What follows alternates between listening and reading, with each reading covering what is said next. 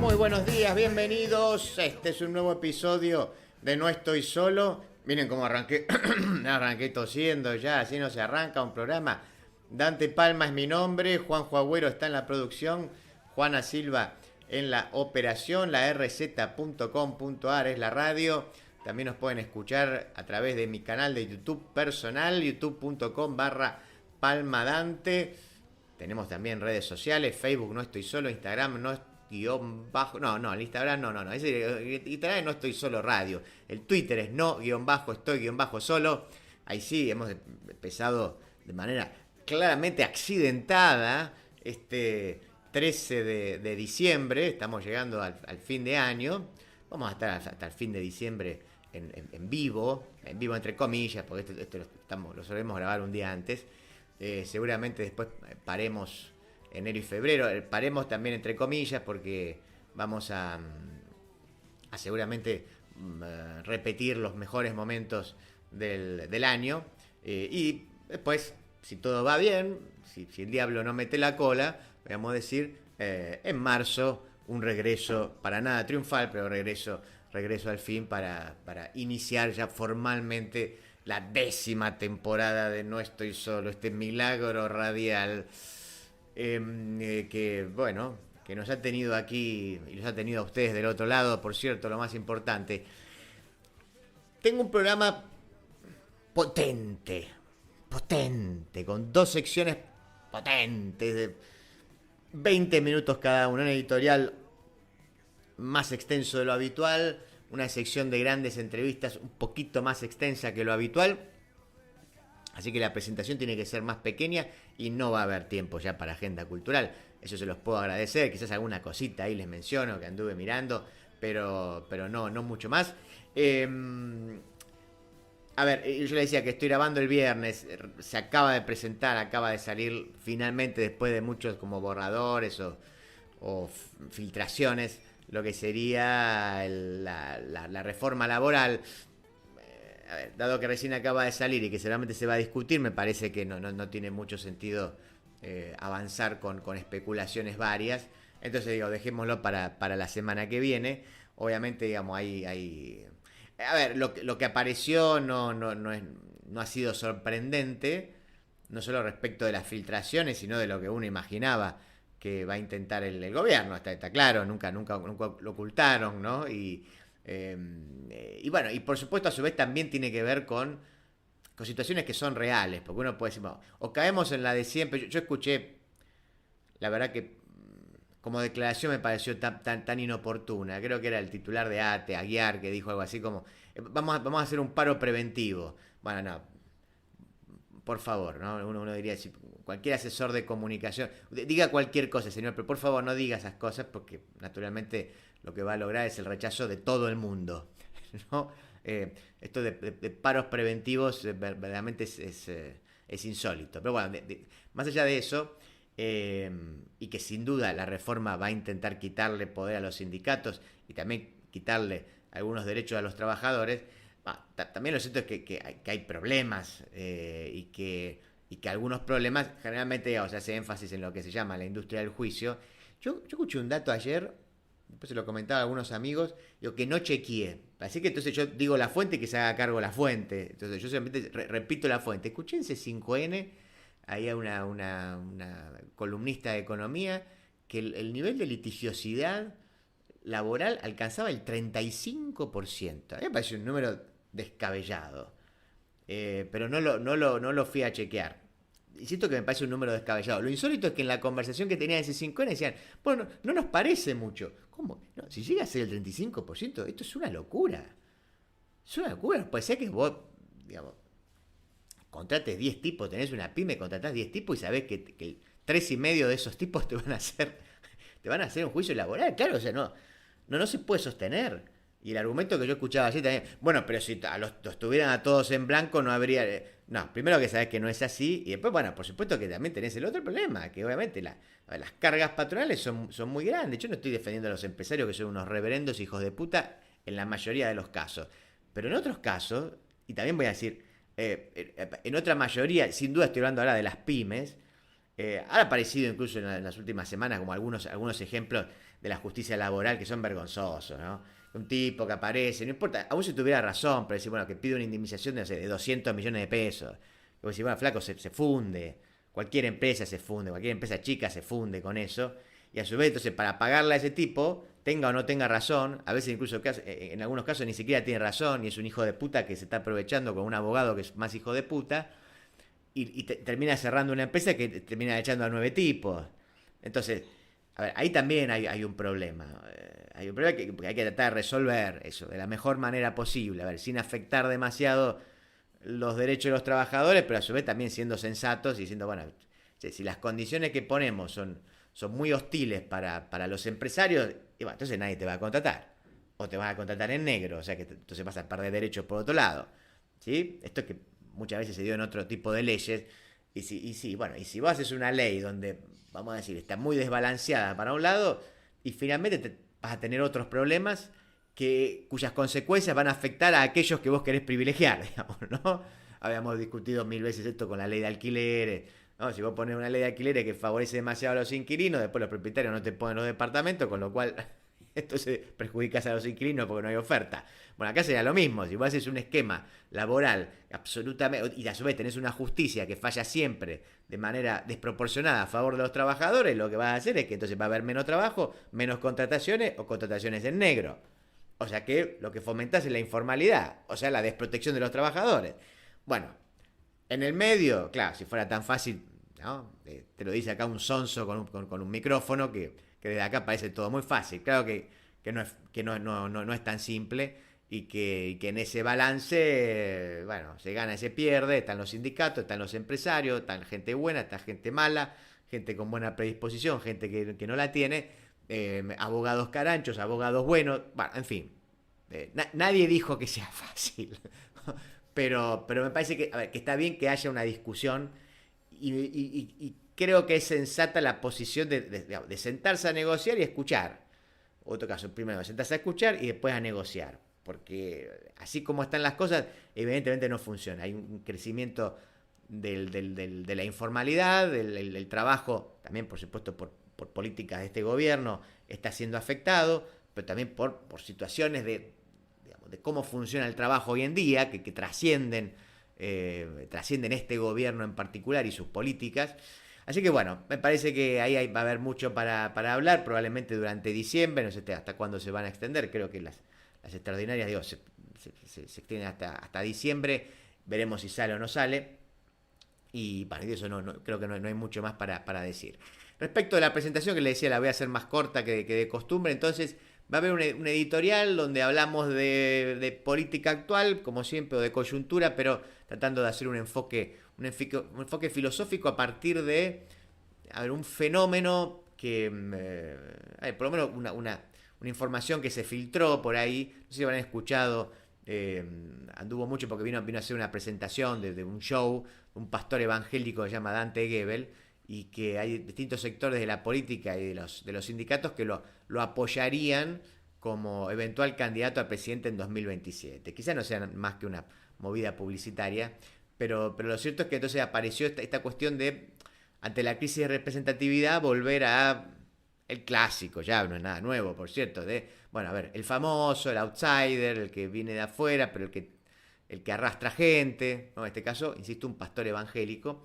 Pero por otra parte, dentro del peronismo, y también confirmado por buena fuente, algo que está circulando es, por ejemplo, que los candidatos del futuro próximo sean, por ejemplo, algunos streamers. Estoy pensando en los más famosos, o sea, Rosenblatt, Rebord. Bueno, de hecho, en la lista de la ciudad, Federico Mochi, que también participan en diferentes streaming, fue uno de los candidatos que entró, o sea, va a ser legislador de la ciudad. O sea que hay como una movida, especialmente en Capital, donde más se ven estos programas, digamos, Palermo y sus alrededores, si quieren, de estas figuras, que son figuras, vamos a poner entre comillas, populares, más allá de que también todos estos streaming están inflados en cuanto en cuanto al impacto y en cuanto a visualizaciones.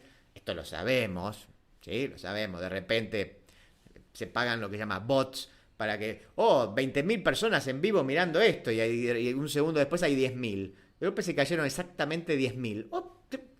pasó? Justo 10.000 personas a la vez se fueron. Bueno, en fin, ese tipo de cosas no importa, pero digo, sin duda son programas que se ven mucho, se viralizan. Todos vemos, o sea, que sea 30 segundos, 1 minuto, 2 minutos de los recortes del día anterior. Digamos, entonces, de llevar a estas figuras como candidatos. Figuras que, por cierto, lo voy a decir y lo voy a repetir en el editorial, creo que han sido muy importantes para hacer la autocrítica dentro del espacio peronista progresista. Digo, pienso tanto Rebord como Rosenblatt, mucho más que la dirigencia. Bueno, en fin, vamos a hablar de eso entonces en el editorial, y también les decía, vamos a tener una sección de grandes entrevistas, pero de eso se los voy a contar después de escuchar el audio del municipio de Merlo. En Merlo continuamos haciendo obras que cambian la vida de nuestros vecinos. Pavimentación de la calle Almirante Brown, obra hidráulica Arroyo Granaderos, repavimentación de la avenida San Martín, repavimentación de la calle Zapaleri y muchas otras obras más. Gobierno del pueblo de Merlo. Gustavo Menéndez, intendente. Para esta sección encontré una entrevista a Surkov. Y ustedes me dirán, ¿quién es Surkov? Suena ruso, claro, por supuesto. Es ruso. Surkov es el mago del Kremlin, el famoso mago del Kremlin. Digamos, la figura en la cual se basó Giuliano da Empoli para hacer el libro. En el libro no aparece el nombre, pero bueno, después esto fue dicho por el propio autor.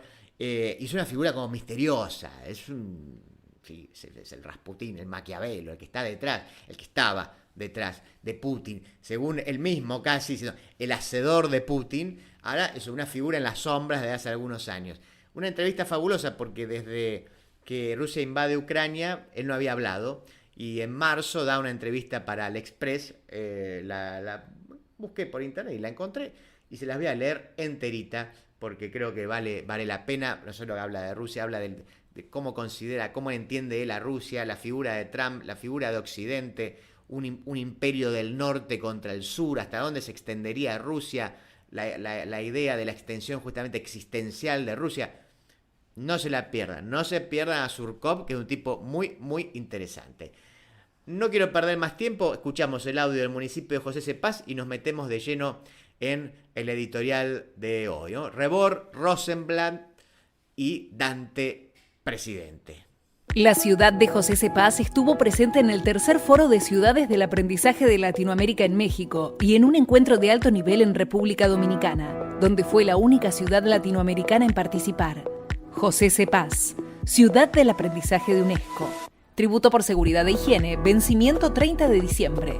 Tributo por conservación de la vía pública, primer vencimiento 12 de diciembre. Segundo vencimiento 25 de diciembre. Pedí tu recibo por WhatsApp al 113-878-9504. Municipalidad de José Cepaz. Intendencia Mario Ishii.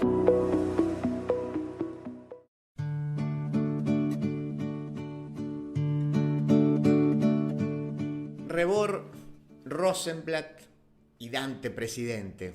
En los últimos días, impulsado desde algunos sectores del sindicalismo y de la política también, comenzó a circular la posibilidad de que el pastor evangélico Dante Gebel, calculo que ustedes lo habrán visto, que él sea candidato a presidente en 2027. Incluso hizo una entrevista con Mario Pergolini, él se lo preguntó, y el propio, digamos, implicado no lo descartó. De modo que, en todo caso, bueno, a ver, cabría prestarle alguna atención, puesto que, bueno, sin duda, a ver, posee seguidores, eventuales importantes aportantes económicos extranjeros, sin duda, también extranjeros, y, bueno, a ver, un discurso pretendidamente ecuménico alrededor de la espiritualidad, tal como mandan los tiempos, ¿no?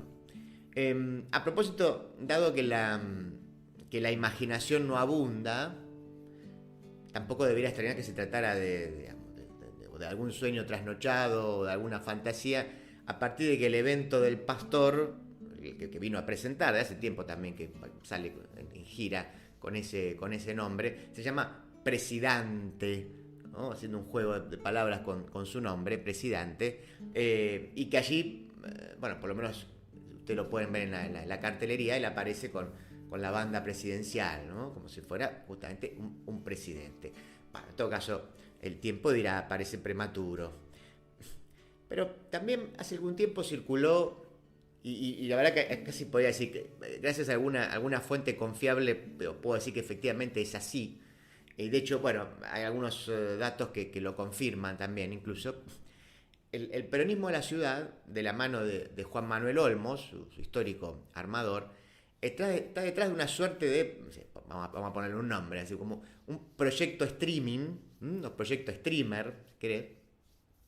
Que sería algo así como un poco de aire fresco, una renovación de candidaturas, que pueda, bueno, por fin, alguna vez, romper ese techo de más o menos entre 25 y 30 puntos que el peronismo de la ciudad, al cual parece condenado, y que entonces en ese contexto podría recurrir a figuras como Tomás Rebord o Pedro Rosenblatt. De hecho, bueno, en las listas ya fueron incluidos algunos como streamers, ¿no? El Federico Mochi en la ciudad, bueno, así que ya ha habido algunos casos, pero en este caso, bueno, serían como figuras más importantes, ¿no? Como los líderes, si quieren, del streaming. Iba a decir Nakam Pop, bueno, ya no sé ni cómo llamarlo, pero bueno, del espacio, a ver, de ese espacio. Recuerden que en el caso de Rosenblatt, él ya había pretendido un salto a la política, de la mano con Ofelia Fernández, y respecto a Rebord, yo esto no sé, no lo conozco personalmente, y tampoco me interesa demasiado, pero digo, a ver, pareciera, por lo menos desde afuera, que uno lo ve, como está resolviendo como un dilema interno entre una vida como artista y un salto a la política, cosas que no son incompatibles, quizás le interesa hacer las dos cosas, pero bueno, pareciera que todavía está como más fuerte su beta artística, teatros, etcétera, ¿no? En este caso, o vamos, en ambos casos, digo, son muchachos jóvenes de 30 y pico, exitosos en sus respectivos proyectos, y esto va por mi cuenta, creo yo que han hecho mucho más por instalar discusiones autocríticas al interior del peronismo-progresismo que la dirigencia política que ahora pretende sumarlos a sus filas. Así que me parece que ahí tienen un mérito importante ambos. Por supuesto que comparar a Goebbels con Rebord y Rosenblatt creo que sería injusto para los tres.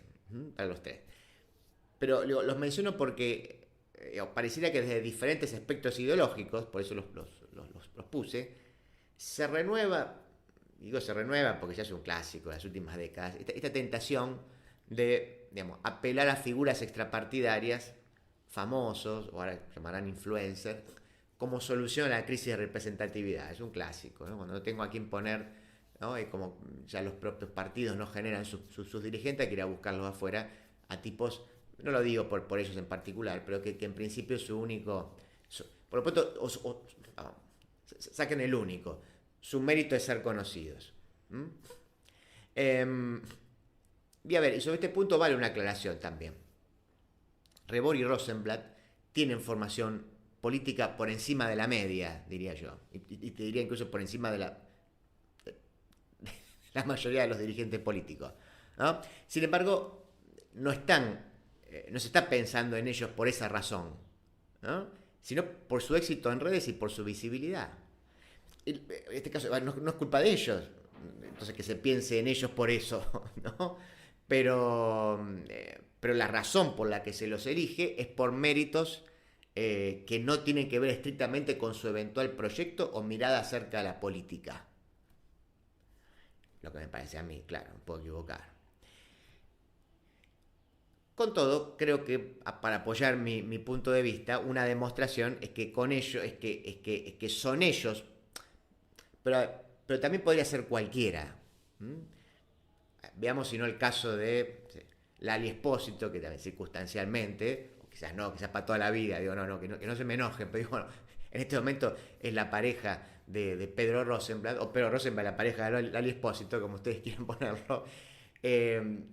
Aquí también no tengo nada personal contra Lali Espósito, pero uno observa, lee algunas cosas, escucha, bueno, en fin, que casi que como que la quieren vender como la nueva Evita por haber hecho una canción con un estribillo pegadizo y un mensaje velado para el presidente. Sí, bueno, la vara está baja, ¿no? Antes uno pedía mucho más. insisto, no es contra Lali Espósito, no tengo nada contra ella. Pero digo, en todo caso es contra los que quieren hacer algo de ella, digamos, ¿no? Que ella no es, además. Pero, bueno, digo, más allá de ello, a continuación, entonces, esto fue como una introducción, si quieren, un poquito larga. Pero quiero proponerles reflexiones acerca de este fenómeno. Y la verdad que si en ellas les suena algo de Byung-Chul Han, los que siguen el programa también saben que de tanto en tanto algo de él tomamos. A ver, aspectos de Byung-Chul Han, en algunos casos para acompañarlos y en otros casos para criticarlos, Pero algo de eso, algo de la terminología de Byung-Chul Han les va a sonar. Bueno, digo, si les suena están bien orientados, vamos por ahí. Hay una base de eso, aunque más no sea a veces como para tomar caminos divergentes. Entonces, en primer lugar, a ver, digamos que si es cierto que el neoliberalismo convierte al sujeto en emprendedor, en un creador de sí mismo, esto es, a ver, en alguien que está encargado de gestionar su propia imagen y su rendimiento también, el que se ocupa de, bueno, cuánto está rindiendo. Bueno, en ese contexto, digo, si eso fuera así, es natural que esto produzca un nuevo tipo de actores políticos. Se los digo en otras palabras. El político deja de ser un representante de una parte, digamos, de una parte del electorado, para devenir un autogestor, un emprendedor de la política. Ni siquiera, a ver, un autogestor, pero ni siquiera de su rol en el debate público, ¿no? Sino simplemente de su presencia mediática, que no es estrictamente el debate público, es una forma bastante particular de entrar en el debate público. Lo importante es la presencia mediática. O sea, es lo que tan de moda. Es un político performático, está haciendo su performance, ¿no? Que está más preocupado entonces por el recorte viral de sus alocuciones que por otra cosa. A ver, tampoco, nada personal, pero me vino a la cabeza, no sé, Julia Estrada, capaz que lo vieron, no sé, en una foto pidiéndole a su fotógrafo oficial, ¿no? Porque una foto genial, fabulosa. Si yo tuviera una foto así, yo la pondría en mi mesita de luz, donde está así señalando con el dedo a un policía, ¿no? Con cara de valiente, como que le está diciendo algo en una manifestación, ¿no? Es una performance, ¿no? Y con el único sentido de que eso sea viralizado, ¿no? Bueno, aquí miren la diputada acá disputando contra el poder, insisto, nada personal, no. Podría ser cualquier otro y diría que casi de todos los otros debe haber fotos similares, pero no, me acordé de esa, justo. Es un poco... es una foto bastante particular, no hacía falta tanto, nadie les pide tanto. Ahora bien, si el político devino un producto, el votante se transforma entonces en un consumidor, con mis derechitos económicos de consumidor y no con derechos de ciudadano. O sea, se transforma así en un usuario de la política, como quien consume un servicio, es decir, o sea, como quien puede entrar y salir, o sea, suscribirse y darse de baja. Entro a la política como entro a Netflix, ¿no? Como pago mi cuenta de Google, ¿no? Asimismo, elegir entre los famosos de este tiempo le permite a la política entrar en la disputa, hablando de redes, etcétera, entrar en la disputa por el recurso más escaso del capitalismo de hoy, que es la atención. Ese es el recurso que se está disputando hoy, la atención. Y yo creo que hace bien la política, porque, digo, vaciada de sentido, vaciada de valores, de proyectos, de comunidad, lo único que le queda es salir a disputar como un producto más en el mercado, como parte de la góndola de lo que tenemos que elegir para que nos llame la atención. De aquí que no sea casual lo bien que les va a los outsiders, con Milei a la cabeza, por supuesto, puesto que la propuesta más delirante suele ser la más efectiva si de atraer atención se trata. De hecho, a ver, vamos a decir, no me van a decir que entre un discurso de Tayana y un recital de Milei, ustedes van a elegir el discurso de Tayana. Una vez más, por favor, nada contra Jorge, pero bueno, está claro que es lo más atractivo, ¿no? Desde el punto de vista de la atención. En este punto, la vieja política suele hacer una extrapolación bastante lineal, la verdad que bastante burda, y que a su vez muchos influencers creen o eligen creer, como diría Gallardo.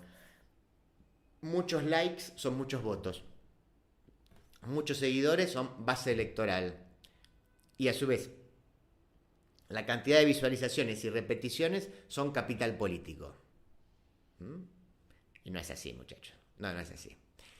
Este último, entonces me refiero a capital político, no tiene ya que ver con valores, con construcción, sino con la posibilidad de tener un mensaje o una imagen viralizable. O sea, si es viral, es bueno. Y es candidateable. El nuevo político influencer, y no estoy hablando, yo mencioné a Goebbels, mencioné a Rebord, a Rosenblatt, pero no es contra ellos, además no es que estoy hablando contra ellos, de hecho ni siquiera se lanzaron, ¿no? Así que, digo, los pongo porque estuvo circulando la idea de que podían ser candidatos, pero hablo en general. El nuevo político influencer, entonces, no es guiado por el pueblo, sino por el algoritmo, o lo que es peor, el nuevo político influencer cree que el algoritmo es el que está representando al pueblo. O sea, queda atrapado en un narcisismo algorítmico que no representa intereses partidarios, sino los deseos y aspiraciones individuales de unos votantes que en realidad son seguidores, en su mayoría pasivos, como quien sigue a su ídolo en la música o en el fútbol como una figura inalcanzable. Bueno, a ver, sigo la cuenta de Messi o la de Mick Jagger. Entonces, no se trata de crear comunidad, sino idolatría. Es, también, nada personal, disculpen. Digo, es Pitu Salvatierra jurando, ¿no?, en la legislatura de la ciudad por Futurock. O sea, jurando por la empresa para la que trabaja, ¿no? Antes se juraba por la patria, algunos decían por Dios, por no sé qué, ahora se jura por la empresa para la que uno trabaja, como representante de la ciudad. Es Mayra Mendoza tatuándose a Néstor y creo que se tatuó también la tobillera de Cristina. Dicen que es político, pero es solo personal.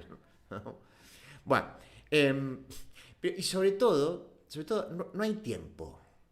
No hay tiempo porque, a ver, las unidades básicas ya no forman cuadros, decíamos, de modo que hay que echar mano a los emprendedores de su propia imagen, que devenidos candidatos ya están construidos como producto, listos para ser consumidos por derecha, por izquierda, por centro, por donde ustedes quieran. Entonces, pues, como tengo que resolver y como no hay construcción, no hay proyecto, nada, bueno, listo, a ver, ¿quién es más visto? ¿Quién tiene más likes? Listo, es el candidato. Asimismo, los famosos de hoy cumplen con el ideal de autenticidad tan requerido en la actualidad. Y finalmente, que es el principal insumo de la antipolítica, porque la política es asociada entonces a la opacidad, lo turbio, la hipocresía. A fin de cuentas, la rosca representa lo que se hace por detrás en un tiempo de tiranía de la transparencia, ¿no? Donde todo el tiempo nos piden ser transparentes. O sea, nos obligan a mostrarlo todo. Y con todo, por supuesto, no me refiero solamente a las cuentas públicas, lo cual vamos a decir que estaría bien, sino a lo que concierne a nuestra identidad, nuestra vida privada, etc. Podría decirse incluso que el influencer, o la mayoría de ellos, vamos a ser justos, no tiene otro valor que la autenticidad. Y es lo único que se le exige, que sea auténtico. Por más que en su cuenta muestre, no sé, una riqueza que no tiene y que sus autos de lujo sean alquilados, como hemos visto algunos imbéciles por ahí, o sea, que venda canjes berretas o se saque fotos con filtro contra, no sé, las arrugas, la papada o la cintura de lavarropa. ¿Sí? En todo caso, vamos a decirlo así, aun cuando sea artificial y o pelotuda o pelotudo, lo que importa es que sea auténticamente artificial y o pelotuda y pelotudo. Eso es lo que importa. Y eso es lo que genera identificación, y esa conexión es central en la política. El famoso genera, además, dos sentimientos contrapuestos, a su vez, pero que coexisten con efectividad, incluso yo diría con efectividad similar. Por un lado, su positividad pre o post-política lo lleva como a sobrevolar los conflictos. O sea, estar por encima de ellos y con ellos fantasear con ser el candidato de todos, capaz de unir. Digamos, el caso de Goebbels, ahí está claro, ¿no? En ese sentido. O sea, el pastor evangelista que no es de izquierdas ni de derechas y es capaz de juntar a todas las partes en esa fantasía del pueblo unido en pos de vaya a saber qué cosa. Eso es Goebbels. Pero yo decía que había como dos elementos que coexistían, porque por otra parte, es cierto que en los últimos años el famoso, aun cuando no intervenga en política, genera una división. O sea, todos tienen sus likes, sus seguidores, pero también tiene sus haters, sus odiadores. En este sentido, el famoso influencer reproduce lo que parece haberse instalado en el mundo, o sea, una polarización y sobre todo una polarización constante sobre toda temática. O sea, todo es opinable, pero además, sobre todo hay que opinar y el debate público se transformó en un debate del minuto a minuto como un muro de Facebook o un chat de YouTube, como ustedes ven, donde se reparten likes y odios por doquier. Sin embargo, a no confundirse, la negatividad de los odios es funcional también a la necesidad de circulación y viralización de la que hablábamos antes. O sea, lo que importa es que atraiga la atención y lo que genera odio atrae mucho más que el amor, ¿no? En todo caso, uno de los problemas que se plantea es lo que sucede cuando el influencer pasa a ocupar un cargo de responsabilidad. Y aquí, obviamente, eximo a los tres mencionados, por ninguno de ellos, digamos, dio el salto formal todavía.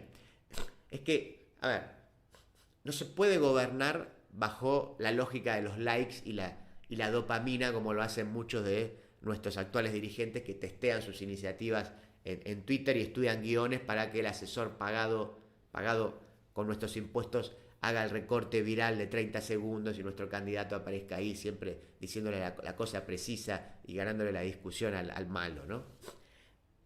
Asimismo, esto se vio claramente en la insólita discusión acerca de si la cuenta de Twitter le pertenece a Javier Milei ciudadano o a Javier Milei presidente, la confusión entre lo público y lo privado está a la orden del día. O sea, no hay mediación, no hay investidura, no hay institucionalidad, todo está afuera y todo está igualado en la horizontalidad de la red.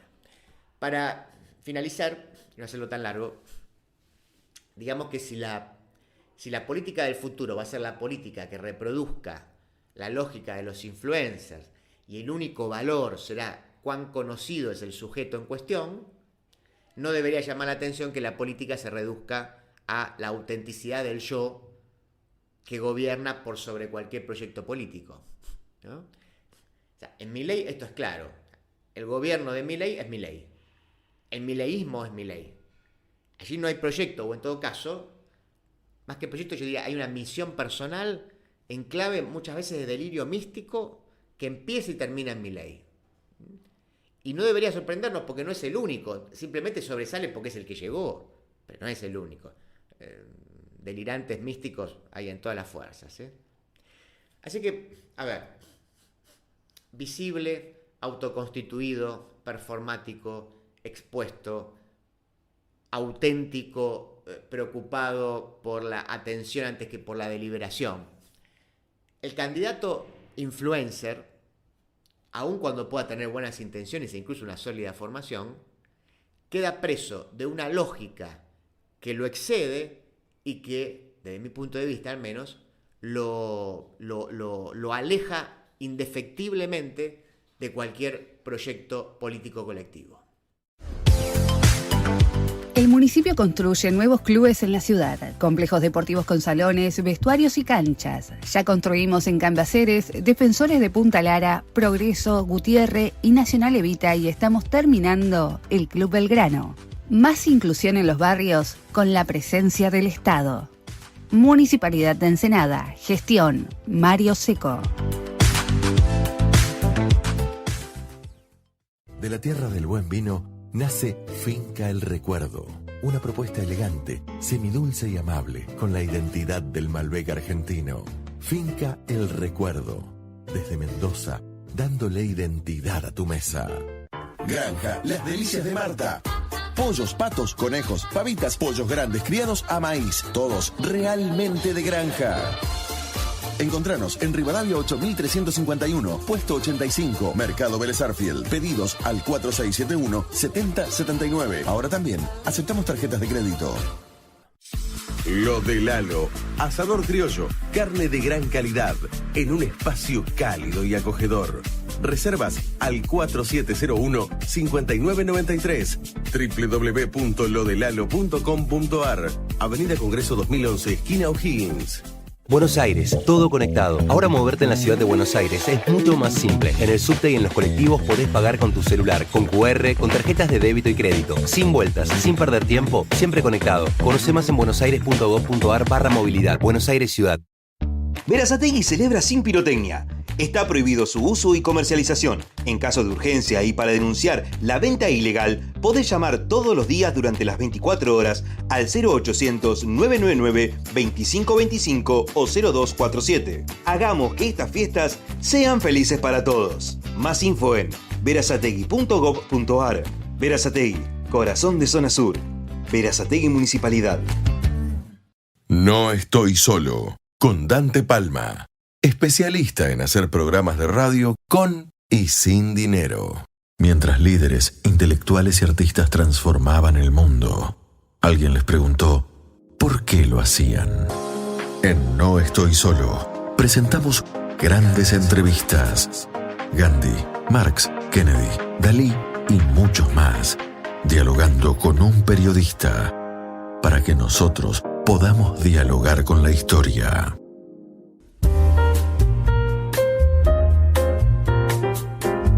Encontré una entrevista a Vladislav Surkov. Ustedes dirán, ¿quién es? ¿Quién es?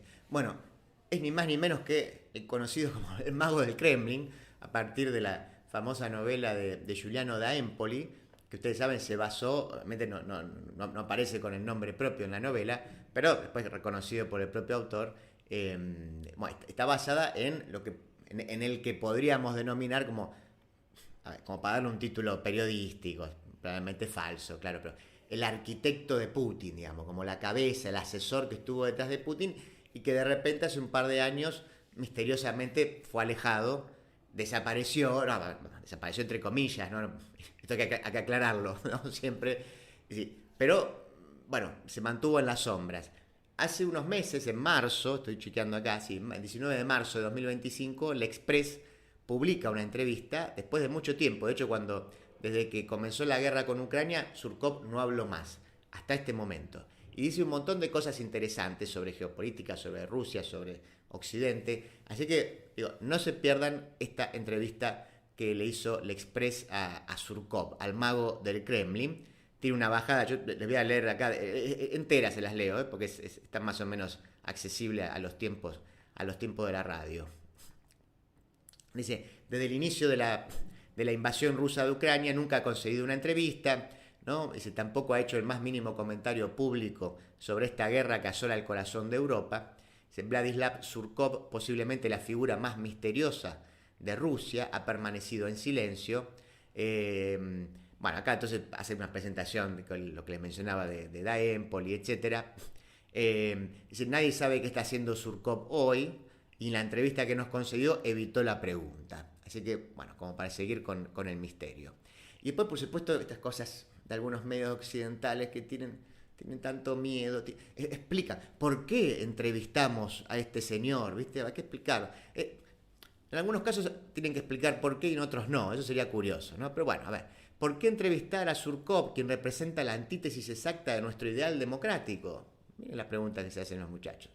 ¿Era necesario dedicar una portada del Express a un hombre que considera a Ucrania una entidad política artificial que solo puede ser tomada por la fuerza, como declaró en una entrevista con el canal ruso de Telegram War Gonzo unos meses antes del inicio de la guerra? Dice, sí, precisamente, darle la palabra al mago del Kremlin significa en cierto modo penetrar en la mente de Vladimir Putin. Aunque ya no esté en el poder, Surkov no deja de dominar todos los mecanismos del putinismo. Y así es como debe entenderse esta entrevista, un documento excepcional que nos muestra cómo el poder ruso, en un momento de alta tensión, persigue su agenda y piensa a largo plazo, muy lejos del errático Donald Trump.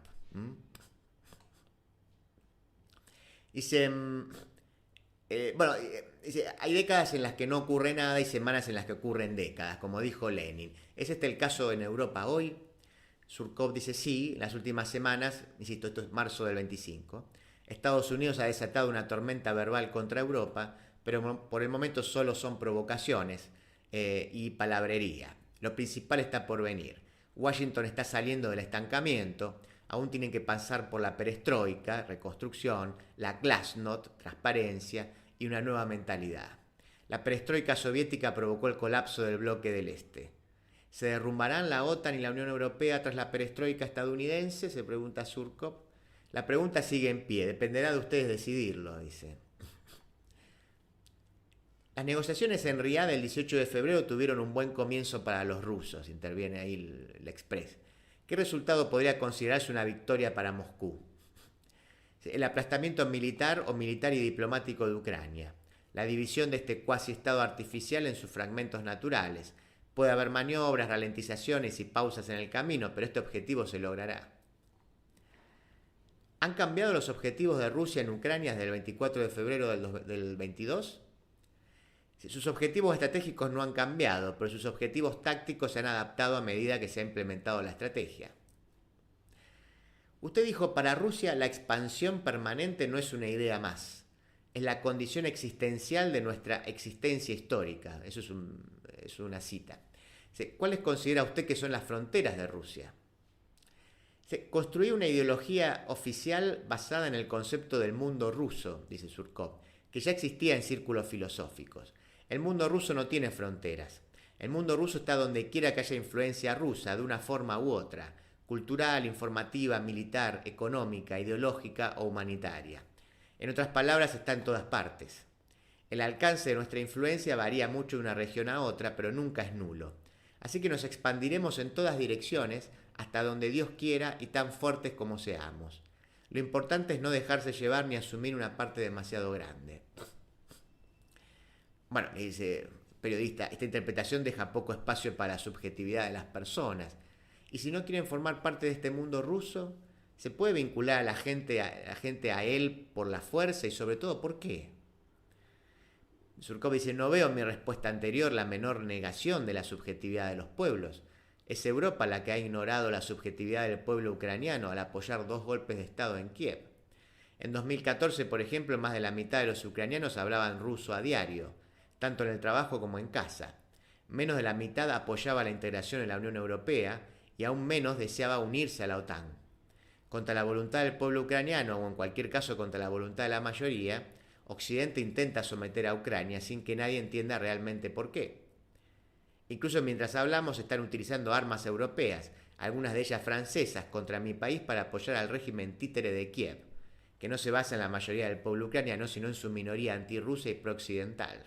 Esto es una continuación de los intentos occidentales de colonizar Ucrania por la fuerza. ¿Ha sido el regreso de Ucrania a la esfera de influencia rusa un objetivo consciente de la política exterior rusa desde el colapso de la Unión Soviética? En otras palabras, insiste el Express, ¿ha sido la anexión de Ucrania un objetivo que Moscú ha perseguido de diversas maneras desde 1991? Este es el objetivo de Moscú, pero también el de Kiev, dice Surkov. De diferentes maneras, en diferentes momentos, con distintos grados de éxito. Tanto en Rusia como en Ucrania, desde el colapso de la Unión Soviética, siempre ha habido mucha gente pensando en acercar o unir a nuestros países. Incluso hoy todavía hay algunos en ambos bandos. Es natural, somos gente de la misma sangre. La cooperación pacífica se vio impedida por 2 golpes de Estado respaldados por Occidente en Ucrania, en 2005 y 2014. En ambos casos los ucranianos fueron sometidos ilegalmente al dominio de una minoría agresiva, motivada por las leyendas de una etnografía politizada y los espejismos de la integración europea. Esta minoría condujo a Ucrania a la guerra. ¿No cree que la guerra contra Rusia ha forjado, por el contrario, una nación ucraniana y una identidad antirrusa, incluso entre los ucranianos rusoparlantes? En otras palabras, ¿no ha creado Rusia lo que negaba que existiera? Surkov le dice, Ucrania es una entidad política artificial en la que se han forzado al menos 3 regiones muy diferentes. Sur y el este, rusos. El centro, ruso no ruso. Y el oeste, antirruso. No pudieron llevarse bien y nunca lo han hecho. La guerra en Ucrania separará a los rusos de los antirrusos, o parafraseando el Evangelio, a las ovejas de las cabras. Los antirrusos no madurarán, pero se limitarán a su territorio histórico y dejarán de extenderse por suelo ruso. Quizás algún día Ucrania sea un estado real, pero solo dentro de sus fronteras naturales y por lo tanto mucho más pequeño. Los europeos no están invitados a participar en debates que les afectan principalmente, le dice el periodista. ¿Qué opinas al respecto? No invitado no significa nada. Nadie invitó a los estadounidenses tampoco. Se invitaron a sí mismos, tomaron la iniciativa. Rusia lleva años afirmando que está dispuesto a dialogar. Europa podría haber respondido en cualquier momento y haber iniciado el diálogo. No lo hizo, otros sí. Dicho esto, todos saben que una solución duradera al conflicto es imposible sin la participación de la Unión Europea. Una división equilibrada de Ucrania deberá incluir una parte para Bruselas. El Express le dice, bueno, parece tener una mala opinión de la Unión Europea, pero a menudo habla de ella como un espacio coherente. ¿Qué forma cree que debería adoptar la Europa política? Bueno, dice, la Unión Europea se fundó en 1992, inmediatamente después del colapso de la Unión Soviética. Su unión se construyó sobre las ruinas de la nuestra. Esto ha afectado gravemente a sus políticas. La Unión Europea comenzó a expandirse de forma frenética e incluso diría imprudente. Ha engordado indeseablemente, ha priorizado la cantidad sobre la calidad. El resultado es una estructura de gobernanza obesa, excesivamente colegiada y que solo produce medidas a medias. En este contexto hemos visto surgir generaciones de políticos europeos cuya especialidad son las medidas a medias. Ahora Europa debe decidir si es un Estado o no. Los países miembros han delegado su soberanía en la Unión Europea, pero no del todo. Otras medidas medias. Como resultado, ni la Unión Europea ni sus miembros son completamente soberanos. Necesitamos salir de esta precaria situación intermedia, ya sea volviendo al estado anterior de una comunidad puramente económica o dando un paso decisivo hacia una federación soberana. En cualquier caso, se requerirá fuerza de voluntad y una generosa dosis de autoritarismo a la antigua usanza. Muchos europeos piensan así. Los europutinistas y eurotrampistas están cobrando fuerza. Quizás revitalizarán Europa. Debemos darle la oportunidad de salvar la gran cultura europea, hermana de la rusa y la estadounidense. Si quieren hacerse una idea del futuro de Francia y de los demás, lean la propuesta de Michel Houellebecq. Ahí interviene el periodista y dice, bueno, nuestra victoria en Ucrania nos cambiará a nosotros y a Occidente. Toma una cita, ¿no? Ese será un nuevo paso hacia la integración del Gran Norte. Eso lo escribió en septiembre de 2023 en el sitio web de noticias Actualin Commentari. ¿Aún cree en este norte global que integraría a Rusia, Europa y Estados Unidos? Dice Surkov, en el futuro Occidente se volverá más autoritario y Rusia menos. Las proporciones de libertad y disciplina en nuestros sistemas políticos convergerán. Esto puede que no ocurra de la noche a la mañana y se logrará a costa de conflictos y tragedias, pero es seguro que Estados Unidos, Europa y Rusia alcanzarán un alto grado de entendimiento y cooperación mutuos. Se trata de la supervivencia de la gran civilización nórdica, a la que pertenecen las culturas rusa, europea y estadounidense, en un contexto de presión demográfica casi insoportable desde el sur. ¿Por qué y cómo debería Rusia volverse menos autoritaria? Hasta ahora el sistema solo ha evolucionado hacia una mayor autoridad. Bueno, dice Surkov, el primer objetivo, la estabilización de la situación política interna de Rusia, se logró durante la década de 2000. Hoy estamos estabilizando la situación internacional del país. Cuando se logre este objetivo, veremos los primeros indicios de una flexibilización gradual del sistema. ¿Podría la elección de Donald Trump y el ascenso de los partidos nacionalistas en Europa significar el fin de lo que usted llama la soledad geopolítica en Rusia? Surkov indica, la soledad geopolítica es una constante en la autopercepción de nuestra nación. En pocas palabras, es la idea de que solo podemos confiar en nosotros mismos y que por lo tanto debemos armarnos de paciencia, pan y armas. La llegada de Trump al poder no cambia nada. No se trata de las relaciones internacionales contemporáneas, sino de nuestra conciencia e inconsciente nacional.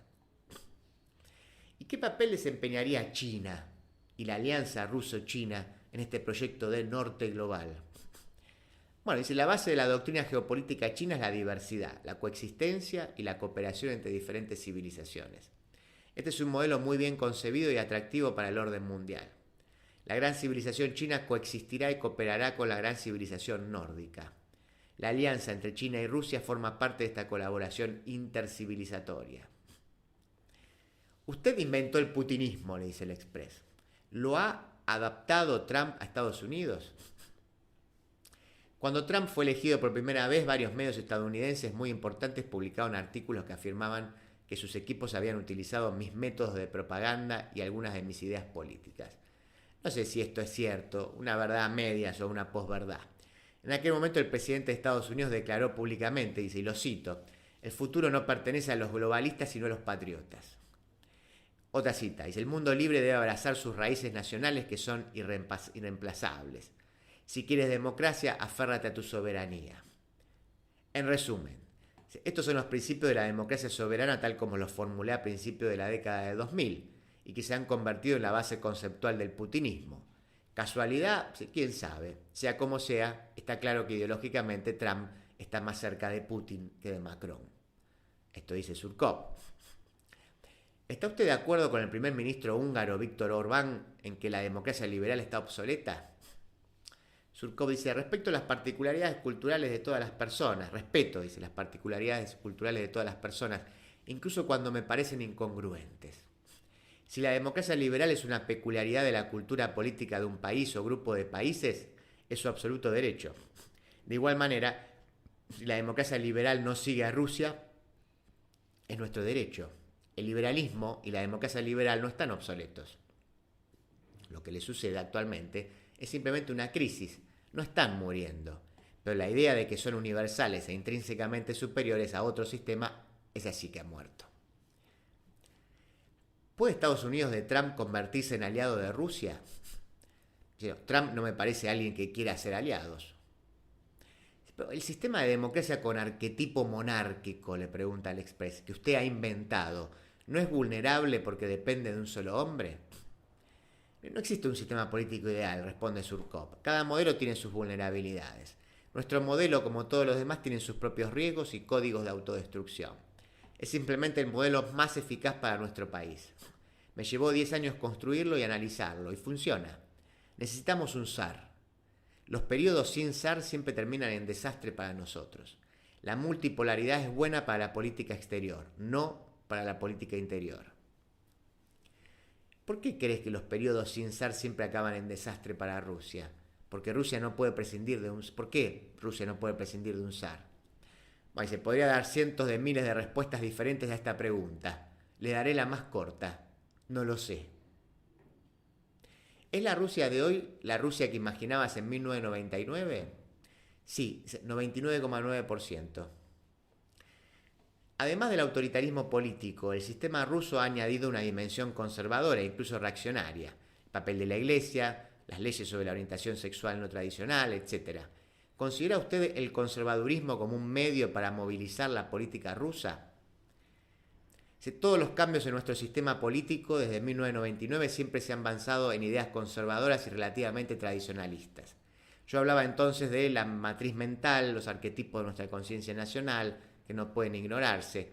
Los liberales rusos de finales de los 80 y los principios de los 90 cometieron el error de pensar que Rusia era una página en blanco sobre la que podían construir cualquier cosa. Olvidaron que Rusia existe desde hace 1000 años, que sus cimientos se sentaron mucho antes que nosotros y que estos cimientos no solo definen nuestras posibilidades, sino que también dictan nuestras imposibilidades y establecen límites claros para cualquier construcción estatal futura. Las herramientas políticas no son tan importantes como nos gusta creer. La política es, ante todo, el ámbito de las emociones y las pasiones, y solo entonces se trata de herramientas. Siempre se reduce a la cuestión del poder, que es el aspecto más antiguo, oscuro e irracional de la naturaleza humana. Las herramientas políticas ayudan a navegar las olas, pero no las crean.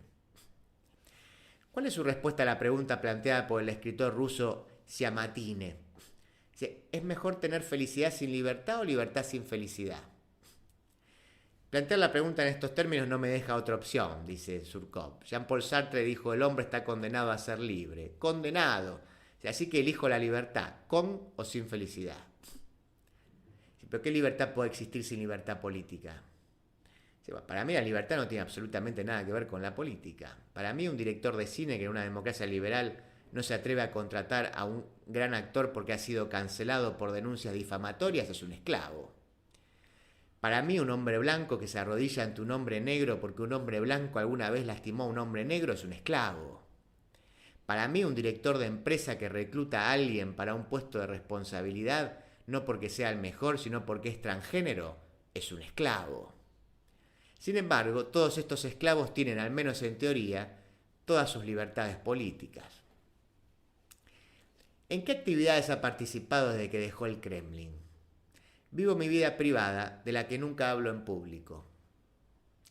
¿Significa esto que la fase activa de su actividad política ha terminado? ¿Has creado todo lo que querías crear?, le pregunta. Y con esto termina Surkov. Dice, como dije, el sistema que ayudé a crear es en un 99,9% lo que imaginé. Todavía no sé cómo gestionar el 0,1 restante. ¿Se trata de una ligera variación del plan sin importancia o de un descuido importante, un error mío? Dice Surkov, lo voy a pensar. Así termina apasionante entrevista con un apasionante personaje y misterioso personaje, Vladislav Surkov, el mago del Kremlin, el hacedor de Putin. Lo de Lalo, asador criollo, carne de gran calidad, en un espacio cálido y acogedor. Reservas al 4701-5993, www.lodelalo.com.ar, Avenida Congreso 2011, esquina O'Higgins.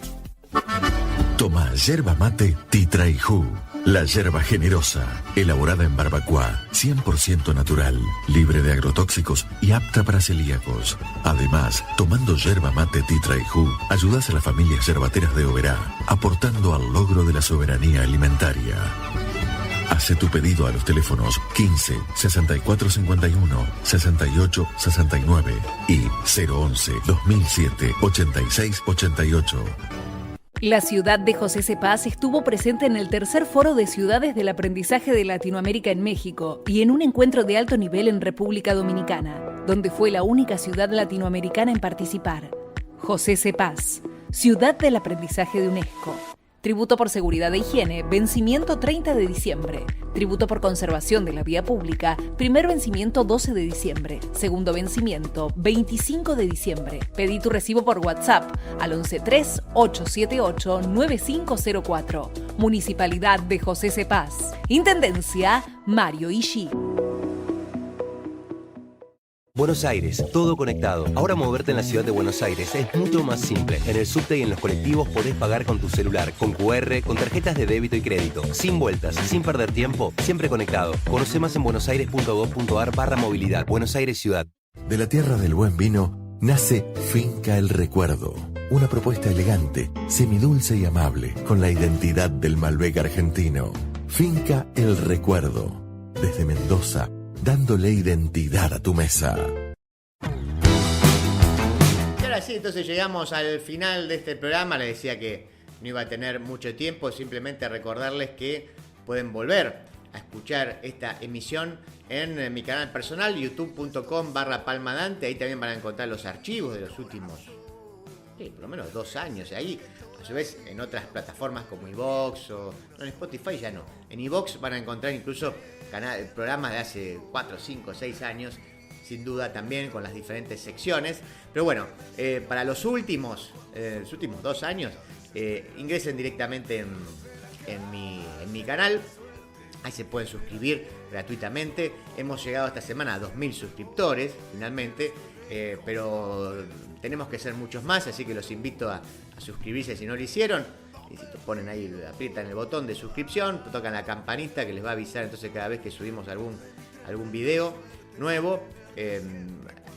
parte de esos videos son las emisiones del programa y después hay siempre algún material nuevo. También incluye los cursos. Pero bueno, en este caso pueden escuchar en formato podcast el programa y también en un formato audiovisual las dos secciones. En este caso el editorial del día de hoy y la entrevista a Surcop. Recuerden también que pueden hacer un aporte económico.